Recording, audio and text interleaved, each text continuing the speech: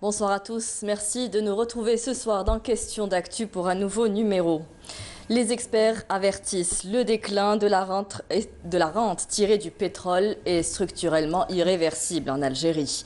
L'avenir étant indéniablement le gaz, la pétrochimie, l'hydrogène et les énergies renouvelables. La transition énergétique doit être au cœur des projections futures. Le passage progressif du mode actuel de production et de consommation à un nouveau modèle énergétique, plus durable, plus économique et plus écologique est nécessaire. L'Algérie, comme vous le savez, s'est dotée depuis quelques mois d'un ministère de la transition énergétique. Toute une stratégie est mise en place. Justement, nous en parlons ce soir des défis de demain avec notre invité. Nous accueillons sur ce plateau le ministre de la Transition énergétique et des énergies renouvelables, le professeur Chemseddine Chitour. Bonsoir. Bonsoir. Merci d'avoir accepté notre invitation. C'est moi qui vous remercie.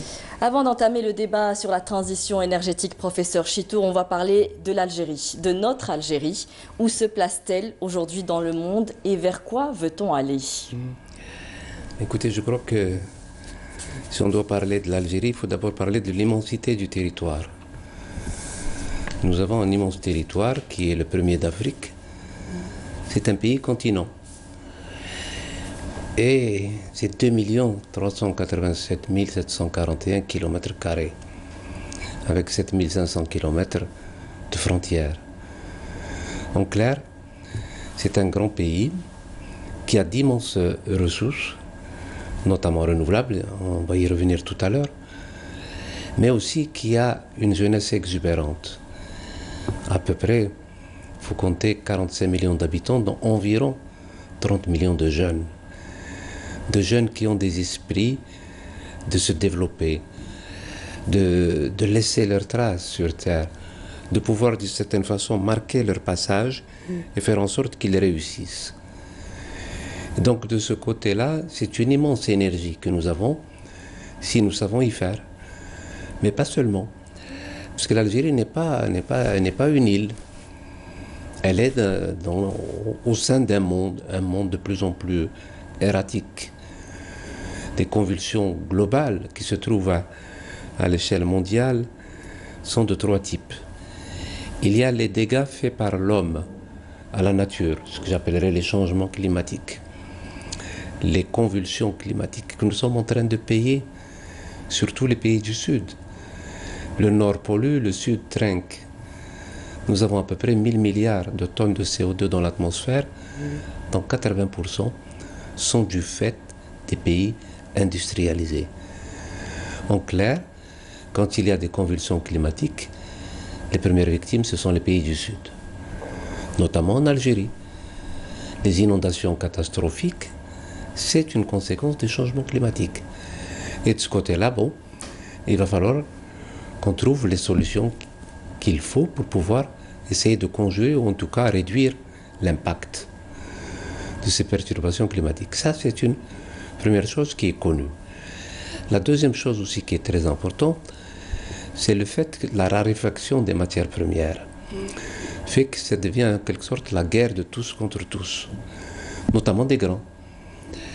Et quand les grands se battent, ce sont les petits qui trinquent. C'est la fameuse phrase de Jean-Paul Sartre. Quand les riches se battent, c'est les pauvres qui meurent. C'est à peu près ça qui nous arrive. Et donc, quelque part, nous sommes coincés entre les grands. Quand je dis les grands, je pense notamment, évidemment, aux États-Unis d'Amérique, mais pas seulement. Il y a la Russie. Il y a évidemment la Chine, qui, d'une façon ou d'une autre, ce qu'on appelle le soft power, essaye évidemment de se battre pour pouvoir avoir sa part. Placé sur l'échiquier international. Alors, dans tout ce microcosme, à la fois et macrocosme, l'Algérie doit se trouver un chemin. Comment faire? Nous sommes, il faut bien le dire, il faut que le citoyen sache que nous sommes un petit pays. Nous sommes grands par notre histoire, nous sommes grands par notre territoire, mais nous ne pesons pas lourd dans le jeu actuel international. Pour avoir une visibilité de plus en plus importante, il faut miser sur la science, sur la technologie. Il n'y a pas autre chose. Et donc, dans ces conditions, le chemin est tout tracé. Il faut miser sur l'éducation. Il faut miser sur la technologie, il faut miser sur le savoir. Il n'y a que le savoir qui doit passer. Pourquoi? Parce que le 21e siècle a vu l'accélération des mutations. Ce n'est plus le 20e siècle. Il faut bien le dire, nous avons raté notre entrée dans le 21e siècle. Nous avons perdu 20 ans, aussi simple que cela. Donc il nous faut rattraper le temps. Il y a des priorités aujourd'hui.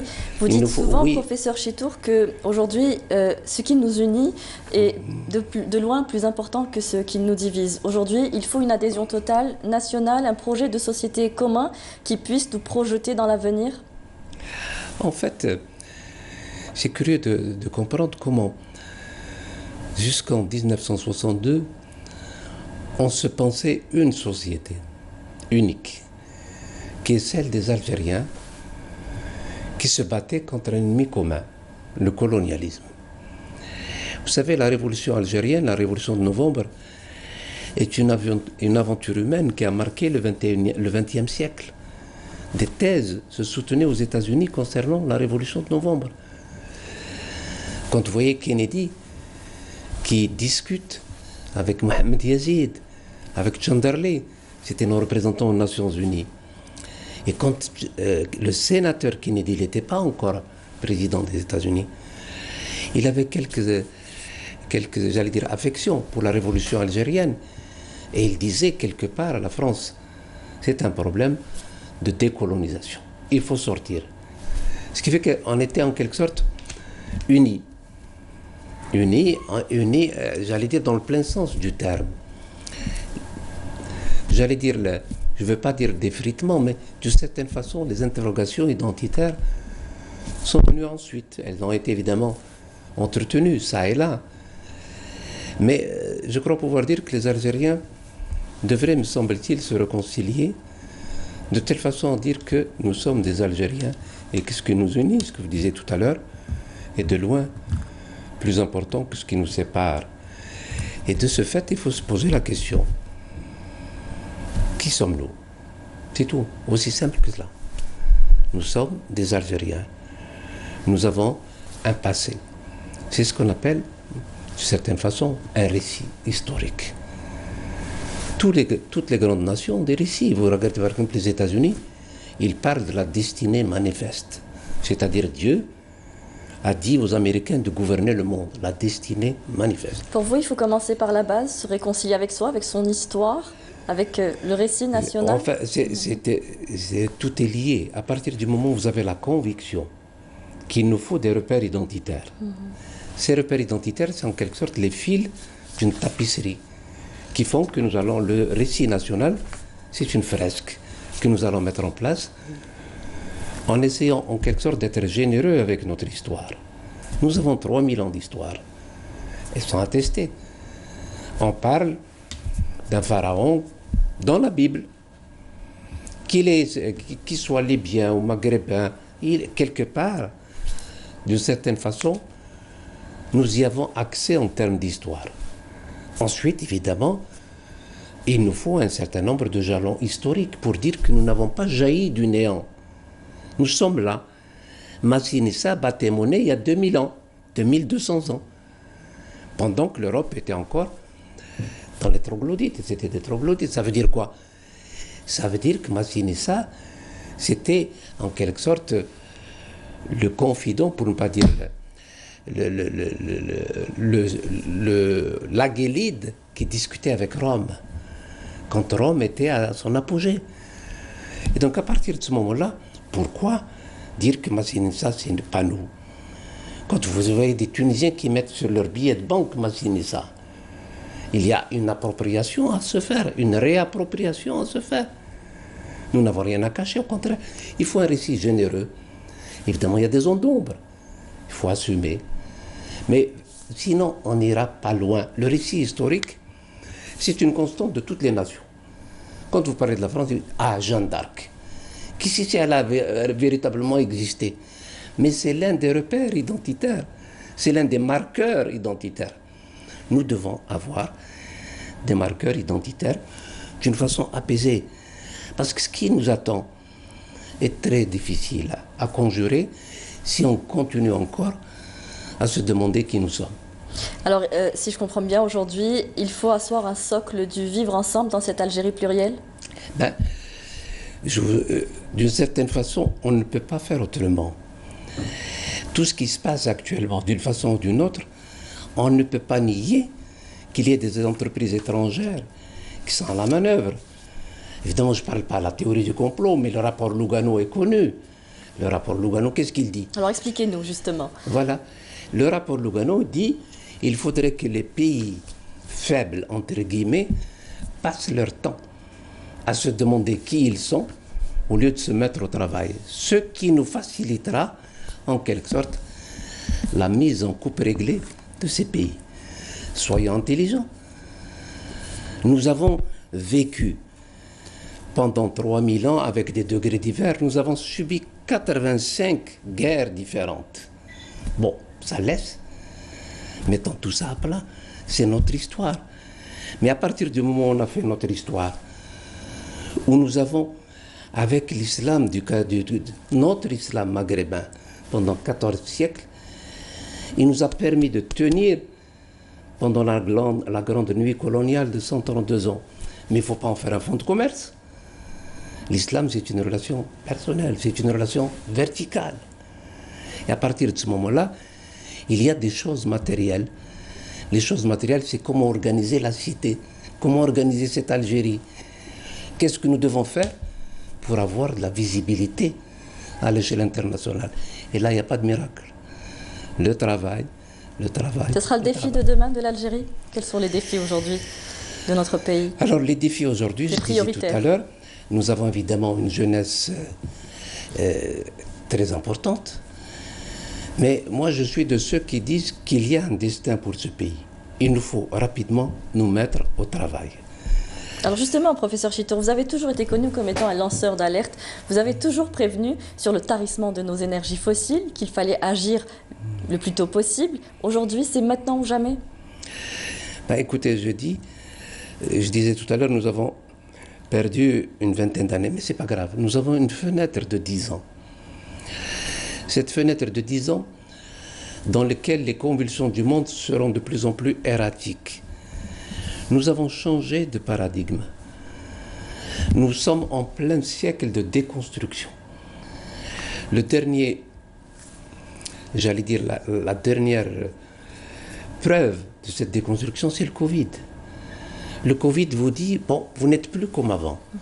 Il faut créer une autre humanité. Il faut créer une autre humanité avec de nouveaux rapports. Les anciens rapports que nous avons mis des millénaires à sédimenter, les rites du mariage, de la distanciation, de l'amitié, tout ça est en train de voler en éclats. Et nous n'arrivons pas encore à trouver la méthode pour pouvoir nous acclimater, pour pouvoir vivre longtemps avec le Covid. Il y a des gens qui croient encore que ça va passer. Ça ne passera pas. Il faut donc vivre avec. Et vivre avec, c'est essayer de trouver, comme on dit en physique, l'optimum. Comment vivre sans pour autant être perturbé d'une façon, j'allais dire, existentielle. C'est un travail que nous devons faire. Nous devons le faire. Cette transition énergétique vient à point nommé parce que dans le monde, il y a la révolution électrique. La révolution électrique. Et à l'intérieur de la révolution électrique, il y a la révolution de la locomotion électrique. Alors si vous voulez bien, avant d'entamer ce chapitre de la transition, de la révolution électrique, on va remonter un peu plus loin sur votre cheval de bataille. Au lendemain de votre installation, vous avez insisté sur l'importance de l'efficacité énergétique. Aujourd'hui, la transition énergétique doit être au cœur des projections futures. Alors comment annoncer le passage progressif du mode actuel de production et de consommation à un nouveau modèle énergétique plus durable, plus économique et plus écologique? Ben, si vous permettez, je vais peut-être redonner quelques chiffres. L'Algérie actuelle, c'est 60 millions de tonnes équivalent pétrole. C'est-à-dire l'équivalent pour chacun d'entre nous de 1,4 tonnes de pétrole par habitant et par an. C'est aussi à peu près 60 TWh, c'est-à-dire l'équivalent de 1500 kWh par habitant et par an. Maintenant, comment nous consommons? Le plus grand gisement de l'Algérie, c'est le gisement des économies d'énergie. Et sur ça, c'est votre défi. C'est le premier défi du secteur. Nous avons l'ambition, Inch'Allah, qu'en 2021, on puisse tout faire pour économiser 10% de l'énergie. Alors comment? Ben, c'est très simple. Enfin, c'est très simple et très compliqué. C'est très simple quand il y a de la bonne volonté. Parce qu'il faut faire de la pédagogie. Beaucoup de pédagogie expliquait que, je ne sais pas moi, quand vous prenez, acheter une demi-bouteille d'eau, vous l'achetez à 25 dinars, mais c'est l'équivalent de 5 mètres cubes d'eau. Est-ce que c'est normal que le mètre cube d'eau qui revient à l'État à 55 dinars, vous le vendez à 6 dinars, 10 fois moins. Mais le même citoyen, vous lui dites j'ajoute 5 dinars au mètre cube d'eau, vous risquez d'avoir la révolution. Oui. Pourquoi? Parce qu'on n'a pas expliqué. Il n'y a pas de baylek. Les ressources vont être de plus en plus limitées. L'Algérie est un pays en stress hydrique. Il y aura de moins en moins d'eau. Ce qui veut dire qu'il faut les utiliser dans les meilleures conditions possibles. Quand vous avez un kilowattheure qui fait 3 dinars, ou même moins, ça ne peut pas marcher. Parce que les gens ne connaissent pas les gestes éco-citoyens. Justement, la pédagogie pour faire de l'Algérie de demain un éco-citoyen. Il faut passer d'actuellement, le citoyen est un égo-citoyen. Il faut qu'il devienne un éco-citoyen. Mais il y a une marge à faire. Et ça commence à l'école. Oui. Le défi commence à l'école, l'éco-citoyenneté, l'apprentissage de l'éco-citoyenneté. J'ai convenu avec M. le ministre de l'Éducation nationale de mettre des manuels chez l'enfant.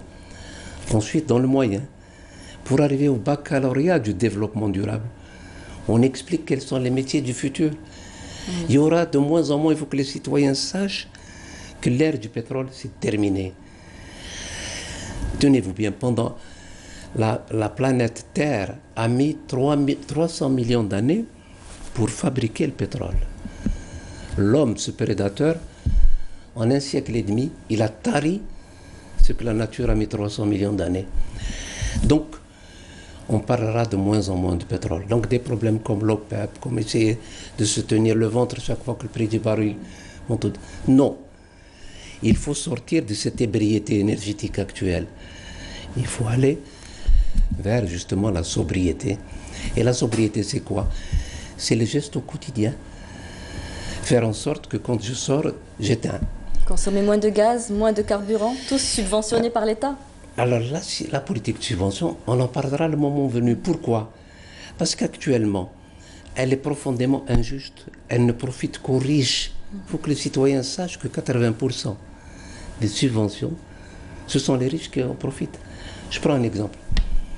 Quelqu'un a un 4x4 qui fait 20 litres au 100. Quand je dis un 4x4, c'est un engin, comment on l'appelle les engins? Bon, Land Rover ou quelque chose qui fait 20 litres au 100. 20 litres au 100, pour nous, c'est à peu près 4 fois ce que peut permettre l'Algérie. Et quelqu'un a une Maruti qui fait 5 litres au 100, donc il consomme 4 fois moins. Mais celui qui n'a rien, qui prend le bus, qui va à pied, il est encore plus défavorisé. Ce qui veut dire qu'en fait, le prix moyen du carburant actuel, il est à peu près de 1/4 à 1/5 de son prix réel. Donc quand on laisse le gars qui a le 4x4 consommer, on lui donne une rente. Alors on est en train de penser, peut-être l'année prochaine, à mettre en place ce qu'on appelle une carte carburant. Des carburants moins polluants. Non, l'État vous garantit. Oui. Vous faites 5 litres au 100, vous faites 20 000 km dans l'année, c'est une tonne de pétrole et une tonne de carburant. Jusqu'à cette tonne de pétrole, vous aurez un prix soutenu. Au-delà de cette tonne, vous allez à la pompe, vous payez le prix réel. Et là, ça nous permet, avec les argents que nous allons gagner, d'avoir une politique de transport. Parce que le citoyen lambda, qu'est-ce qu'il veut? Il veut une politique de transport. Il ne veut pas rouler en 4x4, il n'a pas les moyens. Donc, on enlève à ceux qui ont un surplus, ça ne les gênera pas. Parce que quelqu'un qui achète un 4x4 à 800 millions, ce n'est pas les 10 ou 20 dinars de plus qui vont le perturber. La même chose pour quelqu'un qui a 5 climatiseurs. qui climatise sa piscine. Oui. Bon, il peut payer plus. Donc l'électricité ne doit pas avoir le même tarif. On protège les classes vulnérables pour qu'ils aient un SMIC de dignité énergétique, mais au-delà. Offrir des chances égales à tout le monde. Voilà. Aujourd'hui, votre travail est aussi doit se faire en amont. Il est d'abord multisectoriel. Vous devez d'abord avoir l'adhésion de tous les secteurs. Vous avez rencontré le secteur de l'habitat, des transports, des affaires religieuses. Oui, oui, c'est bien parce que j'ai l'intention de passer... De l'éducation, de prendre mon bâton de pèlerin, de voir un peu tout le monde. J'ai vu une douzaine de ministères jusqu'à présent. Ils ont été très bien accueillis. J'ai fait un peu de pédagogie. Bon, je leur ai expliqué. Et chacun m'a... Par exemple, le premier travail que nous sommes en train de faire, tout le monde, c'est le parc de véhicules de l'État. Donc nous avons recensé toutes les voitures des différents ministres, plus leur démembrement. Nous sommes à peu près à 80 000 voitures. Nous allons les convertir au GPL. Oui. La même chose en ce qui concerne les véhicules diesel. Nous allons les convertir en ce qu'on appelle diesel fuel. Diesel qui est tenu à disparaître avec le temps, qui est polluant. Le diesel, c'est un danger public. J'ai demandé à ce qu'il soit supprimé. Ailleurs, il est supprimé. Mais mieux encore, il faut que le citoyen sache qu'il y aura de moins en moins de voitures thermiques. Certains pays, les pays du nord de l'Europe, disent qu'à partir de 2030, ils n'utiliseront pas les carburants. Ils utiliseront l'électricité. Mais tout cela, professeur Chitour, aura un coût. Comment les supporter? Comment est-ce que les chauffeurs de taxi, comment est-ce que les propriétaires d'appartements, ou comment inciter aujourd'hui les gens à changer d'habitude, à consommer moins et à aller vers ces énergies moins polluantes? Je retire de votre phrase la dernière phrase. Oui. Consommez moins, en consommant mieux.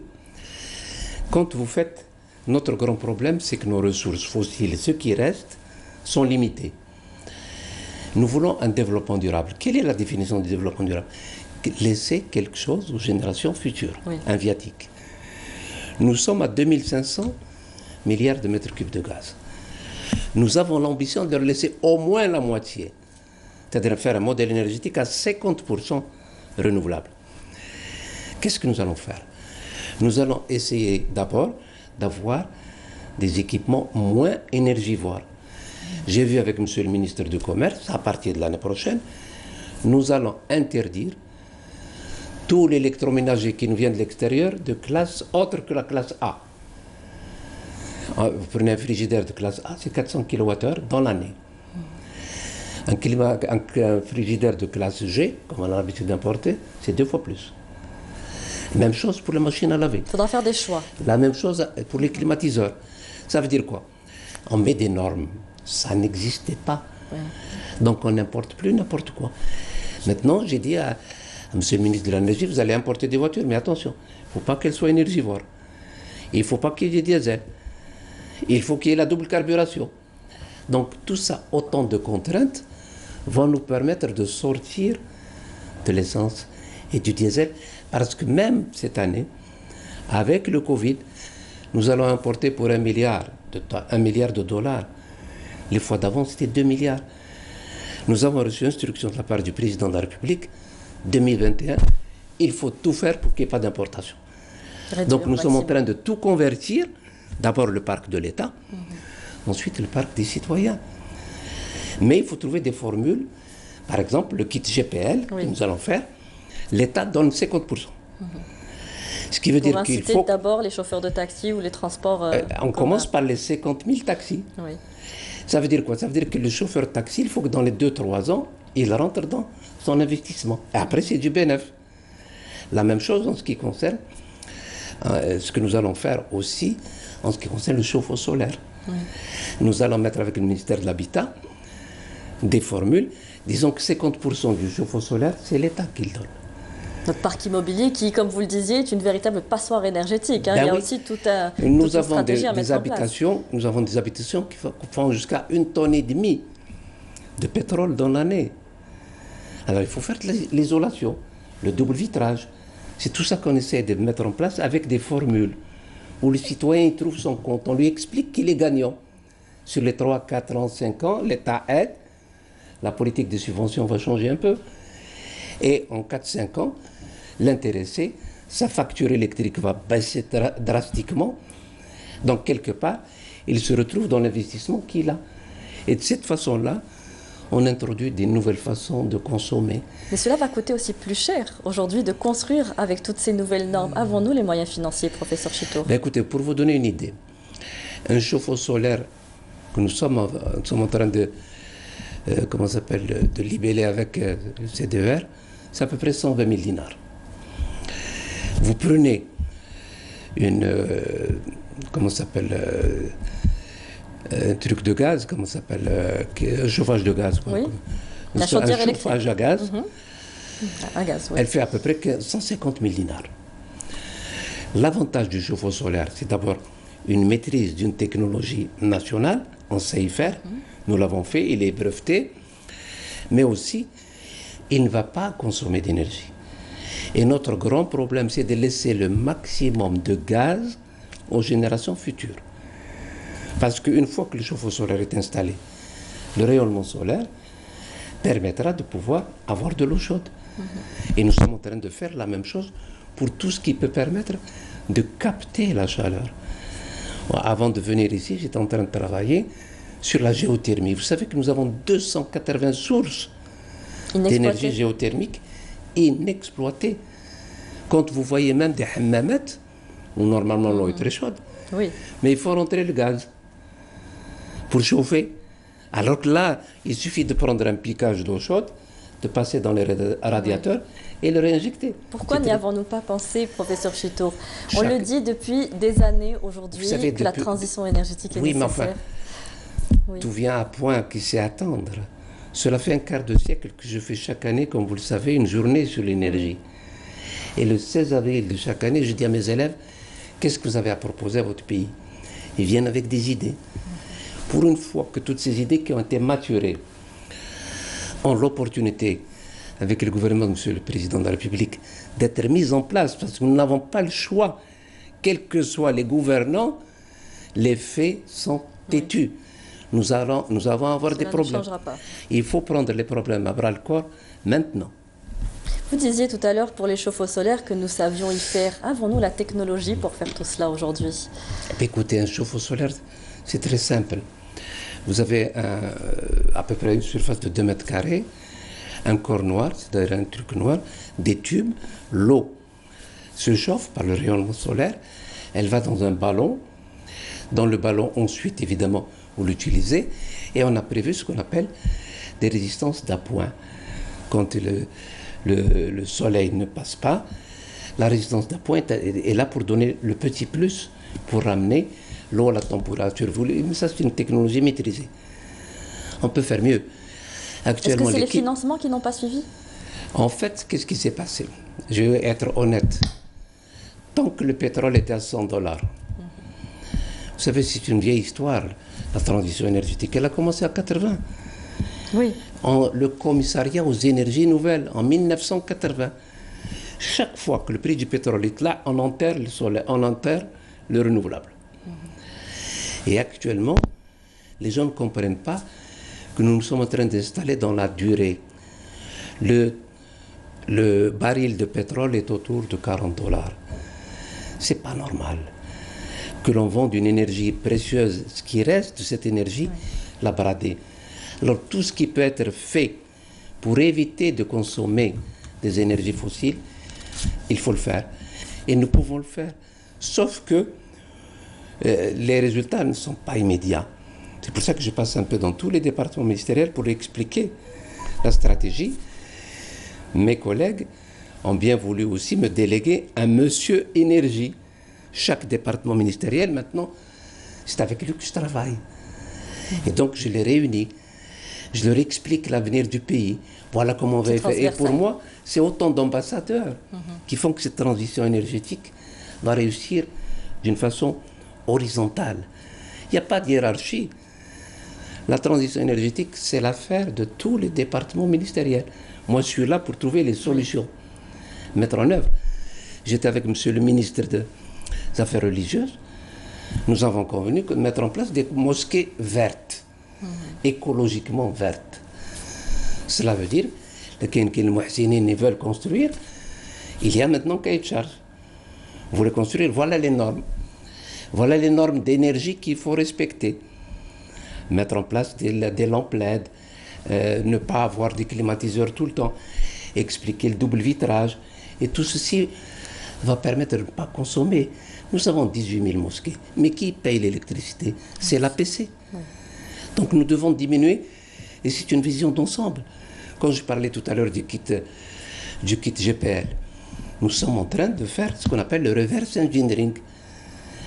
Nous sommes en train de le démonter pour pouvoir le reconstituer, fabriquer nous-mêmes nos kits. Mais là, c'est le CDER, c'est les centres de recherche. Bref, nous travaillons dans toutes les directions. Même si dans un premier temps, on importe. Mais on importe une fois. De telle façon à connaître un peu et fabriquer nous-mêmes. C'est ce que nous allons faire aussi pour les kits solaires. Il y a des endroits où il n'y a rien. Oui. Nous sommes en train de prévoir des solutions appropriées. Expliquer peut-être qu'une dizaine, une vingtaine de maisons, on fait un village solaire, une petite mosquée, une petite mairie, etc., avec des panneaux solaires et même un groupe électrogène d'appoint. Il faut trouver des solutions. C'est l'imagination qui est au pouvoir. Et vous devez justement sensibiliser tout le monde à ces propos-là en faisant une tournée que vous préparez pour demain, professeur Chittour. En fait, une tournée à travers tout le territoire national, oui. En fait, demain, je vais aller à Borges, à Borges-Boarriche, pour aller parler évidemment de cela, mais pour parler comment je vois le récit national, la nécessité d'une constitution qui est en fait quoi? C'est un peu le projet de société. Qui doit être en phase avec le 21e siècle. C'est non seulement qui doit être en phase avec le 21e siècle, qui doit être fasciné par l'avenir, mais qui a des repères identitaires, culturels et cultuels. Parce que nous sommes dans un monde qui ne pardonne pas. Et être en apesanteur, c'est pas bon. Donc il faut donner des raisons d'espérer aux jeunes pour leur dire, vous avez un pays. Il a une riche histoire, 3000 ans d'histoire. Vous avez une religion, un islam apaisé du 21e, du 14e l'unité siècle. nationale. Il n'a rien à voir avec ce qui se passe ailleurs. Tenez à vos repères identitaires et religieux et projetez-vous dans l'avenir. C'est la seule solution pour le pays. Nous pouvons réussir. Et la Constitution, même s'il est imparfaite, il n'y a pas de Constitution parfaite. Tout est perfectible. Elle permet de démarrer. Et quoi? C'est le désir de vivre ensemble, c'est la définition de renom. C'est d'assumer un passé ensemble et surtout se projeter dans l'avenir ensemble. Vous parlez beaucoup de la révolution électrique, professeur Chittour, on y revient. C'est le défi de demain pour notre pays. Vous envisagez l'importation de véhicules électriques, de modifier même les cahiers de charges des voitures importées. Il faut sortir pour vous des schémas anciens et avoir une vision du futur. C'est un gros fichier, un gros fichier.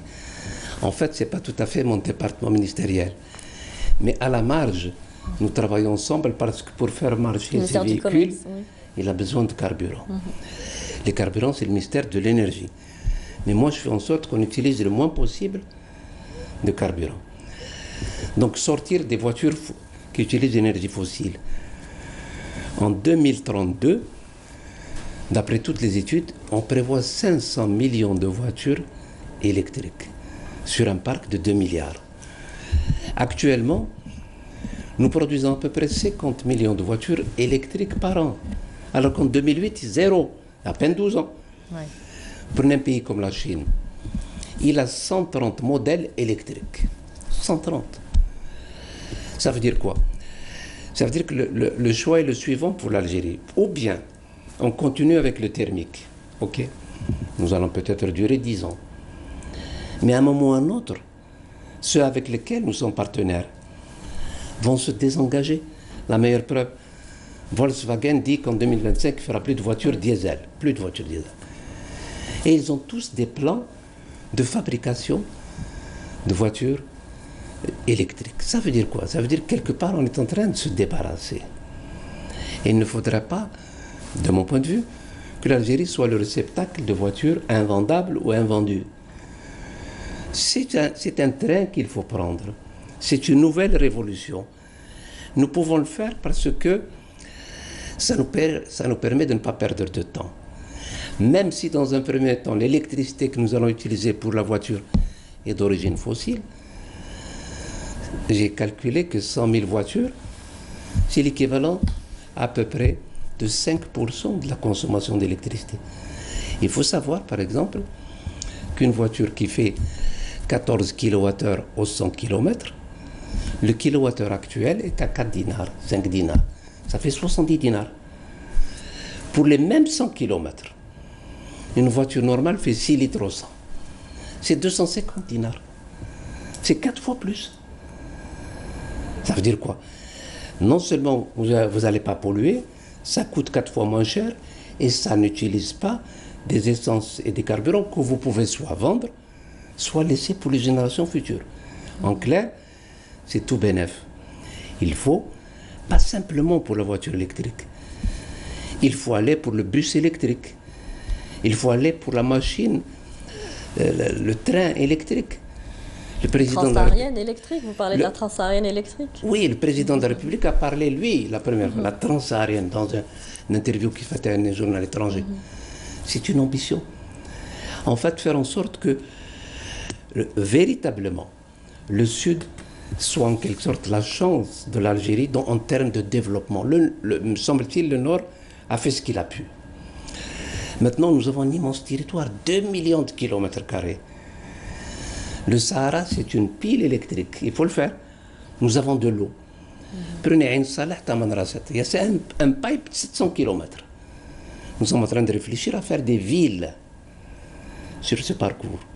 Vous avez de l'eau, vous avez de l'électricité, vous avez un terrain qui est favorable. Et il y a des périmètres actuellement agroalimentaires que nous sommes en train d'essayer de mettre en œuvre. Il y aura aussi un foncier industriel. Bref, créer en quelque sorte une utopie. Les peuples ne fonctionnent que par des utopies. Si vous voulez vous voulez entraîner les jeunes, il faut leur donner une utopie. En 1929, quand il y a eu le crash aux États-Unis, ce qu'on appelle Wall Street, 1929, c'était la débâcle. Le président des États-Unis, qui s'appelait Roosevelt,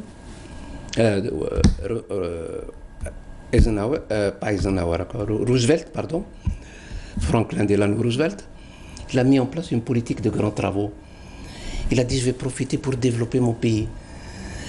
Donc il a fait des routes, des ponts, etc. Il a créé en quelque sorte des infrastructures de base qui ont permis aux États-Unis de se développer.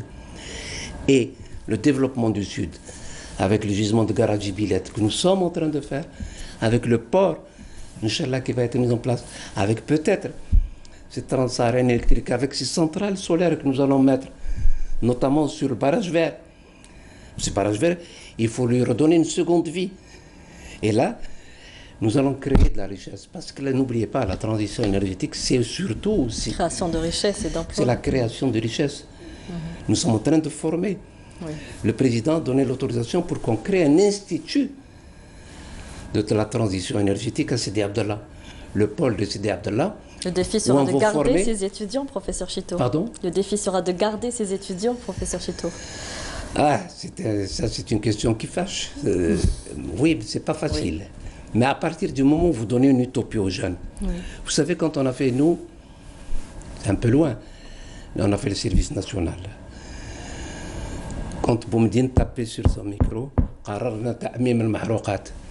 15 jours après, nous étions sur le front du développement.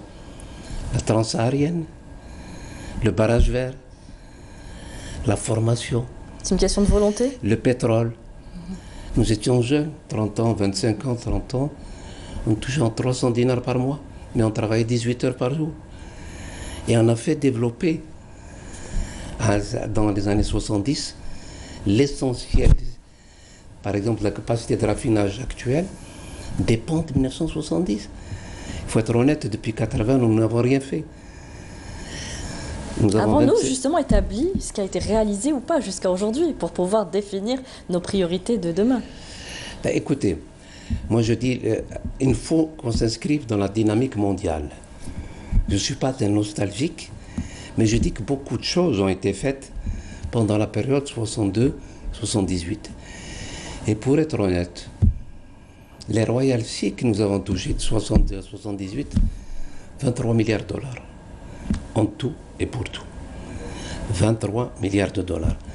Même si on les fait au cours actuel, ça fait à peu près 70 milliards de dollars.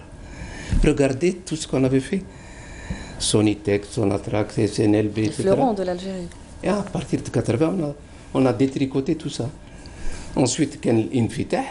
Ensuite, nous avons eu la décennie noire. Et nous avons eu la double décennie, que vous connaissez, la dernière, où nous avons consommé 1000 milliards de dollars avec rien de cohérent. 1000 milliards de dollars. Pour faire le plan énergie renouvelable, il nous faut 50 milliards de dollars. Si seulement, il y a 10 ans de cela, on l'aurait fait à l'aise. Maintenant, on a plusieurs contraintes. Oui. Mais malgré cela, alhamdoulilah, nous avons un cap. On sait où on va. On va trouver les financements. On va faire notre plan solaire. Et le président dit la chose suivante. Il faut travailler. Pas d'argent, c'est à vous de trouver les financements. C'est ce que nous sommes en train de faire avec les partenaires. Nous allons leur vendre indirectement le gaz naturel que nous n'allons pas consommer. Une fois qu'ils nous mettent une centrale solaire, le gaz naturel que j'aurais dû consommer si c'était une centrale thermique, je le lui donne. Donc je paye d'une certaine façon. Et plus vite on ira, moins on consommera de gaz naturel. Et c'est donc tant mieux pour les générations futures. Alors vous faites bien, vous avez cité les fleurons de notre industrie algérienne. Ce plan stratégique vise aussi à développer une puissante industrie des énergies renouvelables qui pourrait à terme satisfaire une part considérable de nos besoins en énergie et en exporter même une partie sous forme d'électricité comme plusieurs projets. Alors ne faudrait-il pas aujourd'hui mettre des mesures concrètes pour booster ce secteur? Comment aujourd'hui convaincre le secteur industriel public et privé d'adapter un cadre juridique régissant la production, l'exploitation et la distribution électrique issue de l'énergie solaire, hydraulique et éolienne, professeur Chine? Nous sommes en train de faire la chose suivante. Je vous avais dit tout à l'heure que nous avons 3 ambitions. D'abord, les économies d'énergie, les 10%. Ça, c'est un chantier qui nous demande beaucoup de temps. Parce que tous les secteurs sont concernés. L'habitat, le transport, le résidentiel, le tertiaire, bref. Nous sommes en train de mettre en place un certain nombre d'actions qui vont porter leurs fruits dans quelques mois, notamment en direction des jeunes. Par exemple, nous avons convenu qu'il y aurait 200 micro-entreprises qu'on aiderait à s'installer pour faire la conversion des GPL, des CIRGAS, donc en GPL. C'est notre contribution pour montrer un peu la faisabilité. Le deuxième point qui est important pour nous, c'est justement de trouver des partenaires pour mettre en place des centrales solaires, des centrales éoliennes, de la géothermie, de telle façon à pouvoir ne pas consommer, comme je disais tout à l'heure, du gaz naturel. Et le financement, c'est que le gaz que va pas consommer va servir à, à financer en partie le plan solaire. Mais comme vous le dites si bien, il y a un énorme travail d'époussetage des textes. C'est la loi que nous sommes en train de faire, la loi sur la transition énergétique. Et là, il est important de savoir que nous avons malheureusement une administration lourde. Vous ne pouvez pas bouger n'importe qui, vous trouvez toujours un arrêté qui vous bloque, ou un décret qui vous bloque, ou là une loi, etc. Bref, nous sommes en train de mettre tout sur table et faire en sorte qu'on simplifie. Ce qu'on appellerait un choc de simplification. Ça pourrait aider, faire une loi. Et dans cette loi-là, on dirait comment on va consommer l'énergie. Quels sont les mécanismes visant à favoriser, justement, que le citoyen trouve son compte. Parce que dans tout ça, il faut que le citoyen soit convaincu. Il faut qu'on lui explique. Il faut donc des débats pour dire, attention, à Ibledek, il n'y a plus de bail qui tient. On t'explique de quoi il s'agit. Tu as une responsabilité. Je donne toujours l'exemple en Égypte, quand l'équivalent de Sonelgaz Taham elle a des problèmes de sous-tension, c'est-à-dire qu'il risque en quelque sorte de déclencher. Il y a dans leur télévision un feu rouge, un feu vert, un feu orange. Et là, le citoyen, en voyant le feu rouge, il comprend qu'il doit faire un effort. Donc il éteint. Il diffère sa machine à laver. Et vous voyez du rouge qui passe à l'orange, qui ensuite qui passe au vert. C'est ce qu'on appelle l'éco-citoyenneté. Alors l'éco-citoyenneté, professeur Chitour, je me permets de vous interrompre. Il y a peut-être aujourd'hui des propriétaires de maisons individuelles qui désirent eux-mêmes produire et consommer leur électricité. Est-ce qu'il leur est permis? Ben justement, dans cette loi-là, nous sommes en train de dire qu'il y a ce qu'on appelle l'autoconsommation. Nous sommes en train d'étudier des formules visant à intéresser un particulier. Il veut mettre du solaire dans sa maison. Oui. Voilà, j'ai une maison de 100 mètres carrés. Il me faut 8 panneaux solaires de 1 mètre carré. Il me faut un onduleur. Il me faut une batterie. Tout ce package actuel fait 500 000 dinars. Ça ne marchera pas. Pourquoi ça ne marchera pas? Parce que la facture qu'il paye dans l'année est environ 2 millions. Dans l'année. Il va dire, je ne vais pas mettre 25 ans pour rentrer dans mon argent. Donc, ça ne marche pas. Qu'est-ce qu'on a dit? On a dit, on va trouver des formules. Et on va faire un appel à manifestation d'intérêt. C'est-à-dire, tous les installateurs vont nous dire, en s'arrangeant entre eux, voilà, nous pouvons vous faire cette formule à 400 000 dinars si on a un marché de 1000 kits à faire. Ce sera 300 000 dinars si c'est un marché de 5 000. Et de notre côté, nous allons essayer de voir, dans la politique de subvention, de faire grimper un peu le prix pour que, en définitive, le citoyen, s'il opte pour une solution à 200 000 dinars, 300 000 dinars, il faut que dans les 5 ans, il puisse pouvoir retrouver son argent. Et après, évidemment, c'est du bénéfice, puisque l'électricité est gratuite. Nous sommes en train de mettre en place des formules pour l'autoconsommation. Maintenant, s'il a de l'électricité en rab, nous sommes en train d'examiner avec son Elgaz la possibilité de la ramener sur le réseau. Et que son Elgaz le paye pour le kilowattheure qu'elle aura pris. Et c'est une façon, en quelque sorte, de rentabiliser son installation. Alors on a parlé de moyens technologiques, professeur Chitour, de moyens financiers, on va parler de moyens humains aujourd'hui, puisque l'Algérie a pris quand même un certain retard dans la mutation de son modèle énergétique qu'elle ne pourra combler qu'en mobilisant un surcroît de moyens humains. Il faut miser aujourd'hui sur l'université, la formation. Ben écoutez, c'est avec plaisir que j'ai vu hier à la télévision une école que j'ai portée à bout de bras, qui a été inaugurée hier par M. le Premier ministre, et ce qui ne gâte rien, du nom d'un ami qui m'est très cher, le professeur Brerhi, Allah yarhamou. Donc c'est une école qui forme. Il y a quelques mois, j'ai tout fait pour que cette école naisse, alors que j'étais à l'enseignement supérieur. Bien. Et j'en suis fort aise maintenant. Mais parallèlement, j'avais parlé tout à l'heure de l'Institut de transition énergétique. Mais il ne faut pas dire qu'il n'y a que ça. Pratiquement toutes les universités, d'une façon ou d'une autre, il y a des labos, il y a des masters. Nous sommes en train d'essayer de mettre de l'ordre. De telle façon que ce n'est pas tout le monde qui fait la même chose. Pour pouvoir répartir un peu les spécialités. Il y aura des gens qui seront dans le solaire, d'autres qui seront dans l'éolien. Si vous voulez, la matière grise est là. Former en fonction des besoins? Définir ses besoins déjà? Écoutez, personnellement, je pense que le plan solaire, il nous faudrait former à peu près 20 000 personnes par an, minimum. 20 000 personnes par an. Et je vois d'ailleurs, j'ai prévu que Madame la ministre de la formation professionnelle, qui va me recevoir la semaine prochaine, nous allons parler de la formation de techniciens en termes de programmes. Quels sont les programmes qu'elle doit faire donc, dans ces instituts, de telle façon qu'ils soient en phase avec la demande de plus en plus importante. Mais pas simplement. Nous allons démarrer une post-graduation spécialisée, c'est-à-dire que nous allons prendre des ingénieurs ou des masters. On va leur faire une formation d'1 an et demi, accélérée. On appelle ça une post-graduation spécialisée. Et là, j'ai appelé les compétences du pays. Si ça ne suffit pas, nous allons faire venir 2 ou 3 conférences. Mais, dites-vous bien une chose, je dis bien à nos concitoyens que l'avenir de l'Algérie, c'est en Algérie. Moi, je ne crois pas beaucoup à ceux qui, de l'extérieur, nous disent Yaka. Il faut venir vibrer à la fréquence de l'Algérie. Et donc, dans ces conditions, nous avons besoin de tout le monde. Mais pas par des injonctions. Il veut venir qu'ils viennent. Mais l'avenir de l'Algérie se construit avec les Algériennes et les Algériens en Algérie.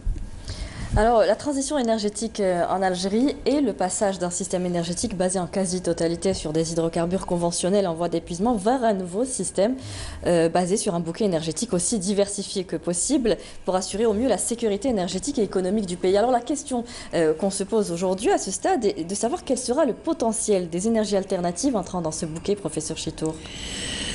Ben écoutez, beaucoup disent que cela ne suffira pas à remplacer les énergies fossiles. Alors, pour être toujours cohérent avec ce que je dis tout à l'heure, nous avons, je répète, premièrement, 10% d'économie d'énergie. Deuxièmement, mettre en place en tant que de besoin des centrales solaires et éoliennes selon la demande du secteur agricole, du secteur tertiaire, du secteur industriel. Le troisième point, donc ce que j'avais dit tout à l'heure, la loi sur la transition énergétique, qui, elle, vient à la suite d'un modèle énergétique dont vous parlez. Et qu'est-ce qu'un modèle énergétique? C'est le fait de se projeter dans l'avenir. Nous sommes en 2020. Le citoyen de 2030, comment il va consommer l'énergie? Pour dire qu'est-ce qu'il va consommer d'énergie, il faut d'abord savoir de quoi est constitué le présent. Qu'est-ce que nous avons en hydrocarbures fossiles? Nous avons à peu près 12 milliards de barils de pétrole. Nous avons 2500 milliards de mètres cubes de gaz naturel. Nous avons, dit-on, du gaz de schiste à 27 000 milliards de mètres cubes de gaz qui serait exploitable le moment venu quand la technologie sera mature, donc pas dans l'immédiat. Bien, mais pourquoi pas en 2030?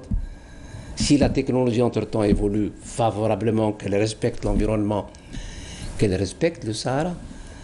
Vous prenez un sudiste, vous choisissez entre un mètre cube de gaz et un mètre cube d'eau, il n'y a pas photo. Nous, donc, de ce côté-là, le Sahara qui a subi pas mal d'agressions, notamment les fameuses bombes atomiques, les gerboises multicolores, qui a subi les agressions de tout ce qui est bio, les armes biologiques, nous n'allons pas encore lui faire subir un troisième méfait, qui est celui du gaz de schiste à l'américaine, qui est une catastrophe. Je viens de lire une publication où on parle de plus maintenant de radioactivité. Parce que quand vous fracturez la roche, il y a du radon, c'est un gaz radioactif qui est très dangereux. Donc si en plus on remet donc un gaz radioactif en fracturant la roche, là, c'est vraiment irresponsable. Bref, voilà nos réserves. À côté de cela, nous avons parlé tout à l'heure de notre modèle de consommation, 60 millions de tonnes et 60 TWh. Mais le citoyen de 2030, il est exigeant. Nous sommes à 1500 kWh, peut-être qu'il voudrait consommer plus. On ne sait pas comment évolue la technologie. Bref, on fait un modèle. Nous avons supposé que c'était 2500. Donc il faut doubler la capacité installée actuellement en énergie thermique. Nous avons 21 000 MW. Il faut donc aller à 40 000. Est-ce que nous allons la doubler uniquement avec le gaz naturel ou avec le gaz naturel et les énergies renouvelables? C'est ça le plan énergie renouvelable. Donc nous allons avoir un bouquet énergétique. Il y aura évidemment du pétrole en 2030, en petite quantité, du gaz naturel, peut-être éventuellement du gaz de schiste, mais surtout du solaire, de l'éolien, de la géothermie, de la biomasse, peut-être du charbon. On dit que nous avons 240 000 tonnes. Oui. Et c'est ça le modèle énergétique qui vous dira fixer. Le nucléaire pourrait être aussi une alternative chez nous? Pardon? Le nucléaire pourrait être aussi une alternative chez nous? Alors le nucléaire, nous avons l'équivalent de 24 000 tonnes de U3O8, c'est-à-dire d'un oxyde d'uranium. Notre gisement se trouve de l'autre côté, c'est celui d'Arlit, au Niger, qui est exploité par la France. Bon, on ne sait pas comment va évoluer la technologie. Mais j'ai toujours recommandé, sans faire dans l'aventurisme, une veille technologique. Ça veut dire quoi? Il nous faut développer la science de technologie nucléaire. Nous avons 2 réacteurs. La production d'énergie électrique dans le monde dépend de 6 à 8% de l'énergie nucléaire. C'est un potentiel. Nous avons 23 000 tonnes d'uranium. Vous savez, l'avenir, je viens de lire une publication du MIT il y a à peine une semaine.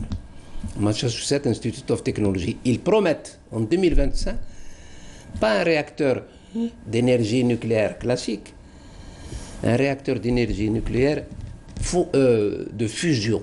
C'est-à-dire qu'ils prennent de l'hydrogène, ils produisent de l'hélium, plus ce qu'on appelle le défaut de masse, selon la relation d'Einstein. Bref, ils reconstituent le Soleil. C'est la réaction qui se fait dans le Soleil. On brûle de l'hydrogène pour avoir de l'hélium et toute la chaleur du Soleil nous vient. Nous avons ici en Algérie près de 3000 kWh par mètre carré par an. Bref, il faut suivre la technologie. Personnellement, peut-être qu'il faut avoir des réacteurs. Parce qu'actuellement, il y a des technologies qui vous disent vous pouvez avoir un réacteur de poche. C'est facile relativement à faire, 20 MW, 30 MW, etc. Avec le carburant, mais une bonne fois pour toutes. Il est là comme une cartouche. Pendant 20 ans, 25 ans, c'est terminé. Bien. C'est une technologie. Mais pour le moment, je crois qu'il faut avoir les pieds sur terre. Il faut être rationnel. Il faut dire, voilà ce que nous pouvons faire dans l'état actuel de la technologie. Très bien. Professeur Chitour, je pense qu'on est arrivé un peu au terme de l'émission. Je vais vous poser une dernière question. Aujourd'hui, l'efficacité énergétique ne peut être effective que si trois grands acteurs jouent pleinement leur rôle, l'État, les banques et les investisseurs.